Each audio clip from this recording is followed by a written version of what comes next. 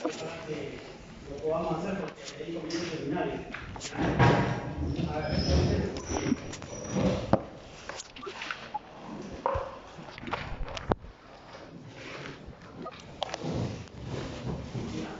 ¿qué es el dolor? La primera pregunta. Según la sociedad, la sensibilidad y el dolor, es una experiencia sensorial y emocional, como dice, desagradable, totalmente desagradable, que puede ocurrir por una lesión tisular ya establecida o por un riesgo potencial de lesión, y que se describe como una sensación bastante desagradable que el paciente refiere, digamos, miedo, temor a sufrir algo mayor, ¿no? Pero en realidad es una lesión emocional, es la parte subjetiva, y es lesión tisular, que es la parte objetiva, orgánica. Okay. Entonces, tiene un componente subjetivo y tiene un componente objetivo del dolor. Entonces, sensación desagradable. Hay grados de dolor y eso va a depender mucho del lugar. Bien. Entonces, así de simple es? No. Hay factores que contribuyen a determinar qué es esto del dolor. Tenemos tres factores que están asociados al dolor: el factor discriminativo, el afectivo motivacional y el cognitivo. Y miren esta flecha de acá, en la cual yo tengo el mundo exterior que me va a agredir, que va a mandar el estímulo injuriante. El estímulo va a ser un estímulo nociceptivo porque va a activar el sistema nociceptivo. ¿Y qué es el sistema nociceptivo o qué son los receptores nociceptivos? Son aquellos que van a captar el dolor. Van a captar el dolor. Este dolor va a tener reacciones somatomotoras, reacciones vegetativas o neurovegetativas y reacciones cognitivas de la misma persona, que va a depender mucho de la personalidad del sujeto que esté experimentando el dolor. Luego tenemos la percepción del dolor ya a un nivel más superior, cognitivo cerebral. Entonces, estas áreas, el mundo físico, las reacciones somatomotoras, reacciones vegetativas, participación del sistema nociceptivo y de la neurofisiología. La psicofisiología, el despertar asociado a la sensación, el temor asociado a este dolor. La psicología, los factores sensoriales, los factores motivacionales y el mundo cultural y el mundo social. La propia personalidad y idiosincrasia de la persona va a tener como uno acepte o afronte su dolor, que es la parte cognitiva, del conocimiento de cada uno. Cuando uno conoce el dolor, o sea, tiene una educación que le permite saber qué tipo de dolor tiene, va a tener mejor percepción del dolor respecto a aquel que no sabe nada del dolor y cree que eso es una fatalidad. A eso se refiere esta parte del factor cognitivo. Bien, el dolor, evolución, sistema y aprendizaje. Miren, el dolor lo sentimos todos los seres vivos en realidad. Todos los seres vivos. Por eso que no se maltrata a los animales, porque también tienen dolor. Así sea una cucaracha, también tiene dolor. Salvo que sea un enfrentamiento entre ese ser y nosotros, ahí tendremos que eliminarlo. Pero de ninguna manera maltratar a las mascotas. Y es por eso que ahora en fisiología acá, y por otras causas, en fisiología acá, evitamos, o sea, no tratamos de experimentar con animales. Y aunque al comienzo yo no estaba de acuerdo con eso, creo que ha sido un paso adelante, al final, balanceando todo. Las vías del dolor, con las que interpretan el dolor, no son fáciles. Podría ser fácil en un organismo simple, un gusano, un insecto, pero en el ser humano es más complejo. Nosotros tenemos, en fisiología, habíamos estudiado que tenemos el arco reflejo, ¿verdad? Tenemos un estímulo agresor, injuriante, que viene acá y nos estimula. Esto produce una fibra aferente, sensitiva generalmente, la primera neurona, una neurona intercalar, una segunda neurona, que va a llegar a un centro motor y va a producirse la respuesta. Aquí es un reflejo espinal. ¿Recuerdan el sapo espinal o no? es un reflejo espinal, no entra en el cerebro. Esto es una manifestación de dolor, pero en realidad no hay dolor porque no hay cerebro. Por eso que le hablábamos del sapo espinal. El sapo le habíamos cortado la comunicación médula-cerebro y entonces no interpreta dolor. Porque para interpretar dolor se tiene que haber el sistema cerebral, el sistema troncoencefálico, para interpretar el dolor. Si no hay ese centro, no se interpreta, eso no produce dolor. Entonces, este es un sistema simple. Conforme evoluciona la especie o las diferentes especies, nosotros ya tenemos un sistema más complejo del ser humano. Un sistema más complejo, además de este sistema simple que es primitivo. Si los desnucamos a un paciente o le hacemos lo que es el sapo espinal, lo desmedulamos, vamos a tener este sistema, pero si no, nosotros tenemos este sistema, que es también un estímulo doloroso, una noxa, ingresa por una primera neurona vía aferente, una segunda neurona, cruza la médula espinal hacia el otro lado y por un tracto que generalmente es el espino talámico asciende hacia el tálamo, posteriormente a los centros cerebrales y se interpreta la percepción del dolor. Allí recién nosotros tenemos dolor. Entonces, en la evolución, el sistema del dolor, el sistema nociceptivo en toda su expresión ha evolucionado de tal manera que ahora detecta, integra, coordina y da una respuesta protectiva de retiro, ¿no?, de la extremidad agredida, tal como veíamos en el sapo espinal. En el sapo espinal, bueno, veíamos una respuesta, es una respuesta primitiva, es una respuesta espinal, no hay compromiso de los centros cerebrales. Entonces, en conclusión, en esta lámina lo que se quiere explicar es que para la percepción del dolor van desde los reflejos, desde los actos reflejos que utiliza la maquinaria del dolor, pero que sin embargo no utiliza la parte cerebral y por lo tanto el dolor per se no existe. Y la otra, en la cual el animal no está desmedulado, no es sapo espinal, el ser humano, digamos, está completo y hay conexión médula-cerebro, en la cual sí, pues viene el estímulo, pasa a la médula espinal, luego entra en la segunda neurona por el tracto espinotalámico, en este caso, llega al tálamo y luego se expresa a través de la percepción lo que va a interpretar el dolor y la intensidad del dolor según la persona, según la idiosincrasia. Entonces, todo esto constituye lo que es dolor. Hay tipos de dolor. El dolor también ha sido clasificado, ¿no? Por ejemplo, el dolor agudo, cuando este dolor tiene menos de 3 meses, generalmente está asociado a enfermedades agudas, a enfermedades de aparición frecuente. El paciente sabe que es algo agudo y que va a pasar, ¿no? No deja una secuela psicológica. En cambio, el dolor crónico es un dolor cuando el dolor está por más de 3 meses en la persona. Y esto ya produce cierto grado de incapacidad y alteraciones psicológicas, tiene un componente psicológico. El paciente se siente disminuido, limitado.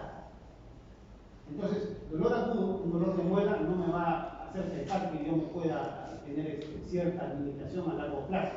Pero un dolor crónico, por ejemplo, un hombro congelado, un hombro con artrosis, va a hacer que yo tenga dolor y ese dolor va a persistir en el tiempo y ya estoy pensando que me va a dejar ciertamente incapacitado. Entonces, por definición, dolor agudo menos de 3 meses, dolor crónico más de 3 meses. Según la patogenia, y esta parte es parte del seminario, el dolor puede ser neuropático o nociceptivo. El dolor neuropático es el que vamos a escuchar hoy en el seminario y está relacionado principalmente a lesión del sistema nervioso central, o sea, de los componentes integrales del mecanismo, de los cordones del sistema nervioso central, de las vías del sistema nervioso. En cambio, el dolor nociceptivo es un dolor generalmente que está relacionado a una noxa que agrede cualquier parte de nuestra superficie en la cual hay receptores, esos llamados nociceptores. Por último, el dolor psicógeno. Algunos dicen que existe, no existe. La cuestión es que este dolor psicógeno no se encuentra una causa orgánica que produzca ese dolor. No hay compresión nerviosa como el neuropático, ni hay una noxa que nos esté agrediendo como el nociceptivo. no encontrar ninguna de estas dos causas, pero el paciente manifestar dolor, se está hablando de dolor psicógeno. Luego tenemos, según la localización, si el dolor es de estructura no hueca, o sea, somática, o el dolor es de estructura víscera hueca. Si el dolor es de estructura sólida, como una articulación, por ejemplo, un músculo, se habla de somática. Pero si el dolor es de estructura visceral, de intestinal generalmente, o cardíaco, se habla de un dolor de tipo visceral. Entonces, órgano sólido, articulación, hueso, músculo, piel, somático. Órgano hueco, corazón, intestino, estómago, visceral. Hay diferencias en el dolor. Este dolor somático generalmente responde a antiinflamatorio. Este dolor visceral generalmente responde a anticolinérgico. Entonces, acá diclofenaco, acá atropina o bucapina. Bueno, es una idea. Según la intensidad, el dolor puede ser leve, moderado o severo. Cuando nosotros preguntamos por la intensidad del dolor de un paciente, hablamos de una escala de evaluación analgésica, EVA. Esa escala de EVA decimos que del 1 al 3 el dolor es leve, del 4 al 7 es moderado, y 7, 8 y 9 el dolor es severo. ¿Por qué decimos eso? Porque en algunos tipos de dolores, por ejemplo del infarto, nunca va a ser leve. Excepcionalmente el infarto va a ser moderado. Siempre el infarto es dolor severo. Entonces yo le pregunto al paciente, del 1 al 10, ¿cuánto le duele? Y él me va diciéndole, 1 es como si, digamos, me cojo un marrito y me lo aplasto, 1. 10 es como el dolor de parto, si es mujer, ¿no? O el dolor de testículos, si es hombre, ¿no? Entonces, el paciente me va a decir, me duele como 7, me duele como 8, me duele como 9, y yo puedo ahí poner, decir si es leve, moderado o severo.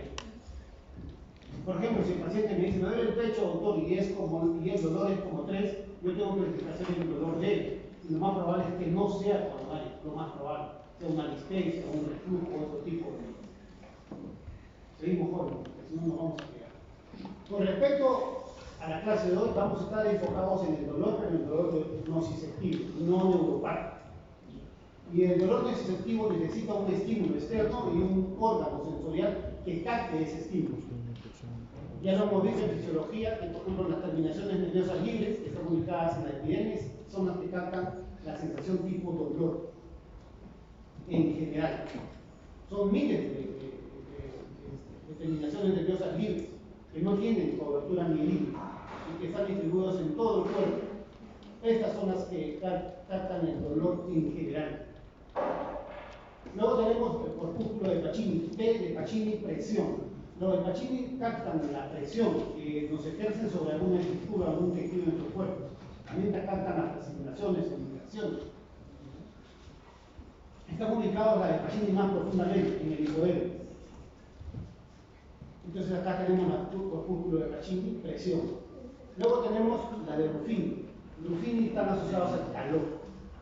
Los corpúsculos de Ruffini que están en la dermis, entonces son las que no van a captar el calor, o a veces calor o más calor, no captan frío, porque la de frío son las de Krauss, que también están en el hipodermis. Por último tenemos la de Meister, que son las de tacto, la de textura. Están ubicadas básicamente en áreas sensibles, áreas erógenas, por ejemplo. Entonces, un beso, una caricia en una zona excitable probablemente es porque ahí la que está recibiendo los estímulos sean los corpúsculos de Meister, como vemos en este ejemplo. El tacto, la caricia, el beso está asociado a receptores a nivel de corpúsculo de Meister. Seguimos, entonces, acá están. Estas son preguntas clásicas. Luego que nos recibe el estímulo, un determinado terminación nerviosa, órgano sensorial, esta va a ser enviado, va a transmitirse, va a dirigirse de forma ascendente a la médula espinal. Y para eso utilizan vías, fibras nerviosas. Hay varios tipos de fibras nerviosas. Tenemos la alfa, que son inervación motora extrafusal, este es su diámetro y esta es la velocidad con que se transmite el impulso nervioso por este tipo de fibras. Las A-beta, que son aferencias táctiles y de presión, conducen este tipo de estímulos, táctiles y de presión. Estos son los diámetros, micrómetros, y estas son las velocidades.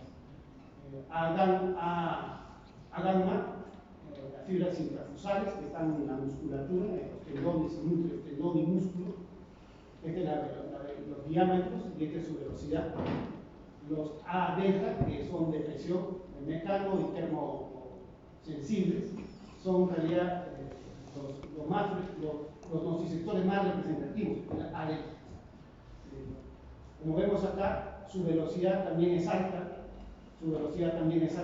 y la característica de estas A delta es que son fibras mielínicas y que entonces avanza el impulso nervioso a través de salto por la mielina. Tenemos las fibras B, que son preganglionares, y por último las fibras tipo C, que también puede ser mecano, termo y son nociceptoras, pero la diferencia con las A delta es que la C no tiene mielina, entonces su velocidad es menor. Y recuerden que a más mielina, más velocidad, a menos mielina, menos velocidad. Nosotros, para esta parte de fisiopatología del dolor, nos vamos a abocar principalmente a las A delta y a las fibras C. A delta mielínicas, que principalmente son para sensaciones mecánicas y térmicas, y las fibras C, que son un poco, también están relacionados a esto, pero la diferencia es en la forma de conducción, la velocidad de conducción. Y acá tenemos un gráfico de una aplicación de Erland Pencaster sobre el tamaño de las fibras. Y miren, por ejemplo, las alfa son más gruesas y están revestidas de mielina, su diámetro, las velocidades. ¿Y dónde las encontramos principalmente? Las A beta, que pertenecen al grupo 2, acá ya clasificamos, estamos en grupos, el grupo 2, sus diámetros, sus velocidades y dónde los encontramos generalmente. Por ejemplo, estos A beta, que son del grupo 2, son mecanoreceptores de la piel y tienen esta velocidad de propagación de 35 a 75 metros por segundo, y el diámetro de esto es de 6 a 10 micrómetros y está envuelto por mielina, como vemos, ¿no? Lo que es morado. Las A delta, que son las más abundantes del cuerpo, grupo 3, tienen el diámetro, la velocidad y son receptores del dolor principalmente, a lo cual nos estamos abocando. También están asociados con las temperaturas altas. Y las C, que son otras que estamos estudiando, son fibras amielínicas, como ven, no están cubiertas por mielina. Por lo tanto, la velocidad es baja, ¿no? De 0,5 o 2 metros por segundo. Estas fibras amielínicas son las que van a captar la temperatura, el dolor, ¿no? y otro tipo de sensación. Hay teorías del dolor. El proceso fisiopatológico del dolor no es fácil. Es un poco complicado. En realidad, tanto dolor, explicar dolor y explicar inflamación es complicado. Sobre todo porque tenemos diferentes tipos de dolor. ¿No? Como ustedes preguntan, dolor urente, dolor opresivo, dolor deslizado, dolor descostado, dolor artificial, dolor urente. Hay varios tipos de dolor. Entonces, cada uno tiene su propia fisiopatología. Pero en general, la teoría del dolor es una teoría que ha planteado siempre problemas para quien ha querido estudiar. Según la teoría de Martin Frey, él planteó una vía específica del dolor, o sea que cada dolor tiene una vía específica de conducción. Y entonces, si un dolor es pequeño, por esa vía específica se conducía y uno lo percibía. Pero se ha visto que en algunos experimentos, algunos estímulos no producen o no excitan la vía y no llegan a producir dolor.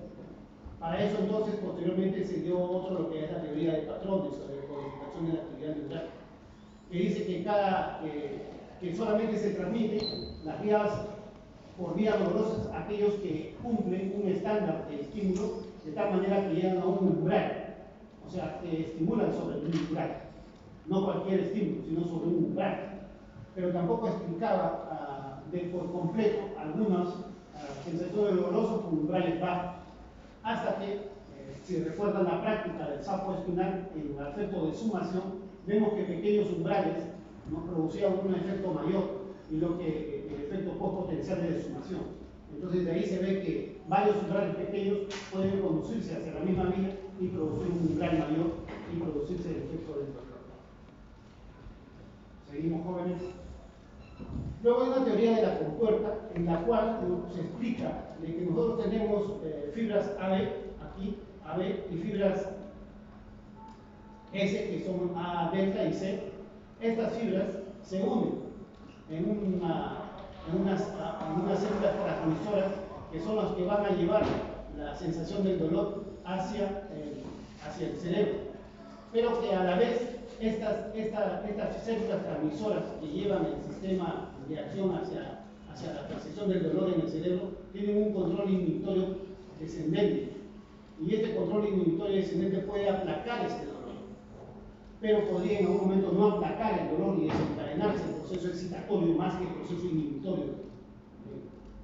La percepción del dolor va a depender entonces de este control cognoscitivo. ¿Y por qué se le llama de la compuerta? Porque si es que el estímulo que viene es de fibras alfa, delta y C, o E de fibras A, delta, uno logra vencer al otro porque uno es inhibitorio, el círculo negro es inhibitorio, el círculo blanco es excitatorio. Si uno logra vencer al otro, ese efecto se va a producir. Si el excitatorio vence al inhibitorio, entonces el efecto del fenómeno del dolor se va a hacer consciente probablemente.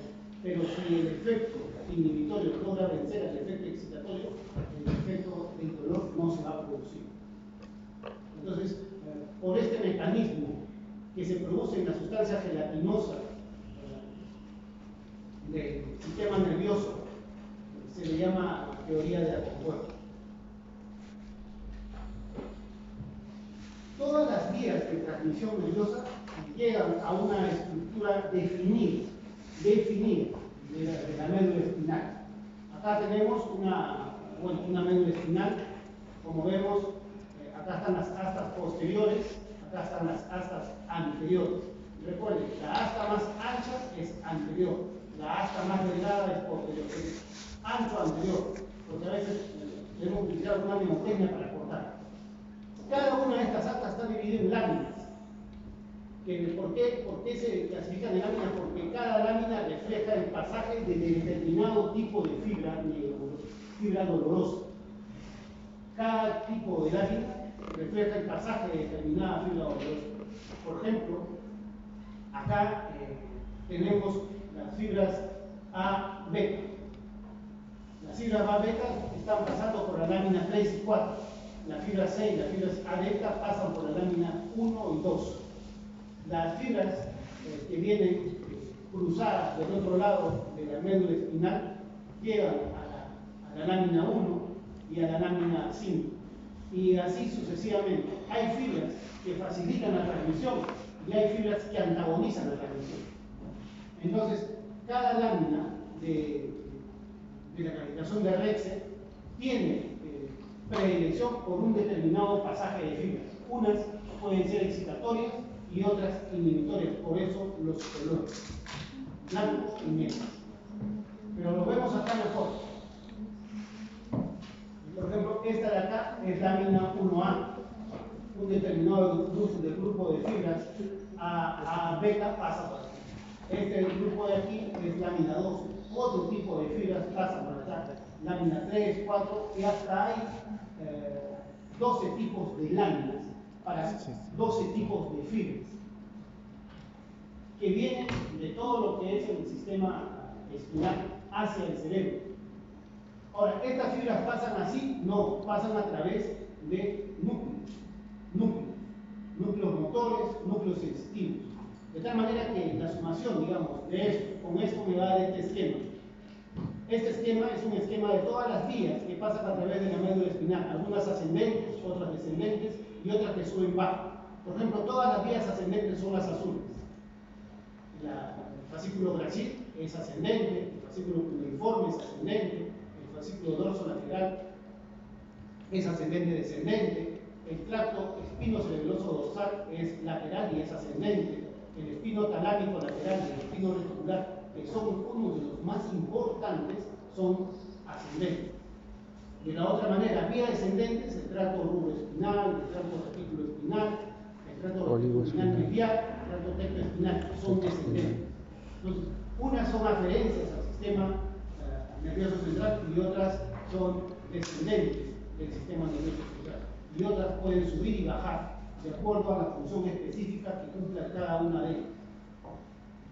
Entonces miren, como ven, las fibras tienen su nombre, tienen su camino, tienen su lámina, tienen su núcleo, por donde se van a dirigir o por donde van a bajar del sistema nervioso central.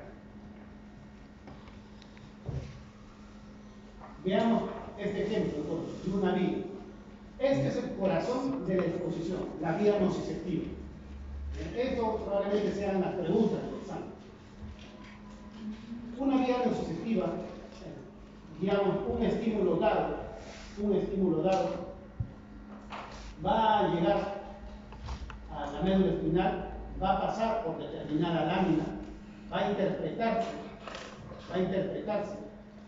va a liberar sustancias en la zona dolorosa, que pueden ser sustancias mediadores químicos, como la sustancia P, la 5-hidroxitriptamina, encefalina, colecistoquinina y otro tipo de sustancias que se van a liberar. Estas sustancias son las que producen localmente inflamación y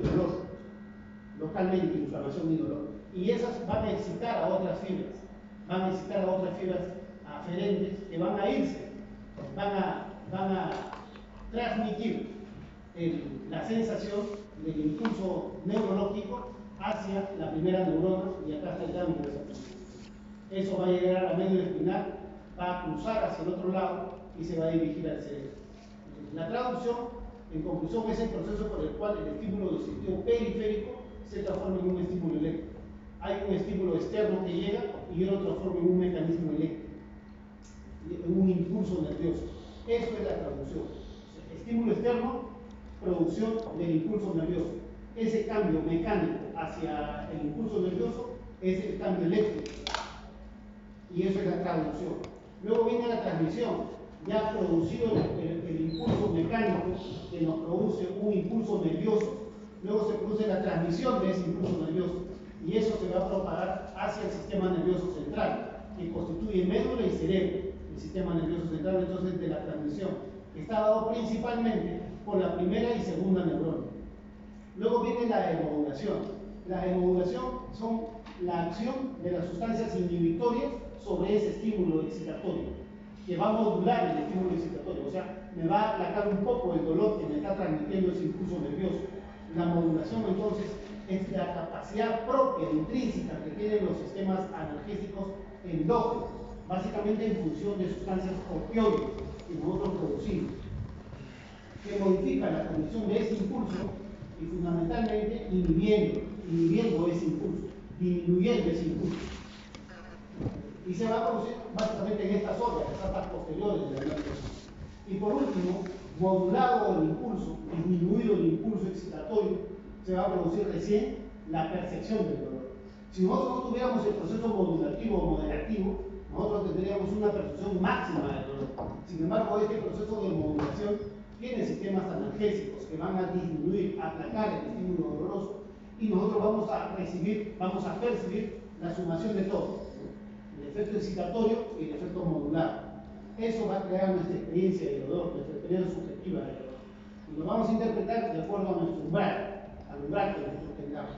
Entonces, una vía nociceptiva tiene un proceso de traducción, de transmisión, modulación y de percepción.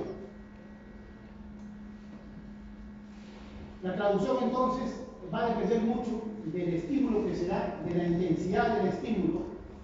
Si el estímulo puede ser inocuo, no se va a producir ni traducción. Si el estímulo sí es inocuo, es ofensivo, es injuriante, sí se va a producir este proceso de traducción. Aunque esto va a depender del umbral que nosotros tengamos, del umbral para que ese estímulo nos genere un impulso excitatorio. Si ese estímulo no logra generarnos un impulso excitatorio, no vamos a tener la percepción del dolor, ni se van a activar las otras vías de regulación del impulso nervioso. Se dice, por ejemplo, que cuando uno tiene un umbral alto, no le duele nada. Si yo tengo un umbral alto, a una persona que tiene un umbral alto, no le duele nada, ¿no? Ante un golpe, lo resiste, no tolera. Ese mismo golpe en otra persona que tiene un umbral bajo, lo deja mal, lo deja muy adolorido. Entonces, esa diferente percepción del dolor a un mismo estímulo es lo que define el umbral de la persona. Algunos tenemos umbral alto y no vamos a tener dolor. Aquellos que tienen un umbral bajo, rápidamente, con cualquier estímulo se va a romper su umbral y se produce la acción del todo o nada, generándose la sensación del dolor debido a ese impulso nervioso. Entonces, aquellos que tienen un umbral bajo tienden a tener dolores frecuentes, dolores, por ejemplo, los pacientes con fibromialgia, tienen un umbral bajo, cualquier cosa, el roce de la sábana, le duele, porque tienen un umbral bajo. Hay aquellos pacientes, he visto algunos en provincias que hasta le sacan la muela sin anestesia, tienen un umbral alto. No a cualquiera le sacan la muela sin anestesia, ¿verdad? Entonces tienen un umbral alto. Esos pacientes nunca van a sufrir fibromialgia, porque su umbral es alto. En cambio, aquellos pacientes que tienen un umbral bajo van a tener tipo de patologías que tienen estímulos mínimos, pero que ellos lo perciben como dolor. Y eso es lo que define acá la hiperalgesia. Entonces, un nociceptor, que es un receptor del dolor, recuerden, un nociceptor es un receptor del dolor, detecta cambios a nivel químico, térmico, y que está asociado a daño celular, a algo injuriante que nos está produciendo daño. Los nociceptores están ubicados en todo el cuerpo, principalmente en piel, articulaciones, músculos y vísceras. Los nociceptores no son adaptables. ¿A qué se refiere eso? Por ejemplo, cuando yo voy a un sitio que huele mal, un mercado, por ejemplo, después de un momento ya lo siento, me adapté. Mi sensación olfativa se adaptó a ese entorno y ya no siento ese olor que lo sentía cuando llegué al sitio, ¿verdad? Eso significa que ese órgano, ese sensitivo sensorial se adapta a la situación. En cambio, los nociceptores no se adaptan a ese tipo de situación, no son adaptables.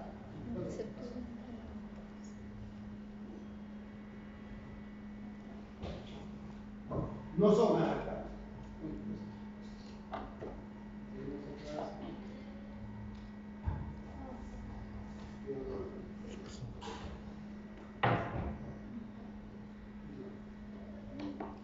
No son adaptables. Donde más extensamente se encuentran y por lo tanto son estructuras muy sensibles, el periósteo, por ejemplo. Cuando uno le pone una inyección en la nalga, si se pasa el periósteo, al chocar con el hueso, la sensación es bastante desagradable, porque es el periósteo la membrana sensitiva.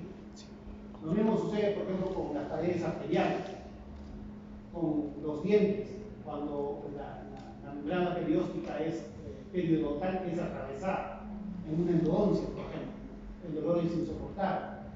Y las superficies articulares, sobre todo las superficies sinoviales, la bóveda craneana en su parte más interna tiene también una membrana sensitiva. Entonces, las membranas sensitivas están llenas de nociceptores. Los nociceptores se ubican entonces en varios lugares. Principalmente acá tenemos lo de la piel. ¿Quiénes están en la piel? Los nociceptores tipo A, delta, que son activados a la presión intensa.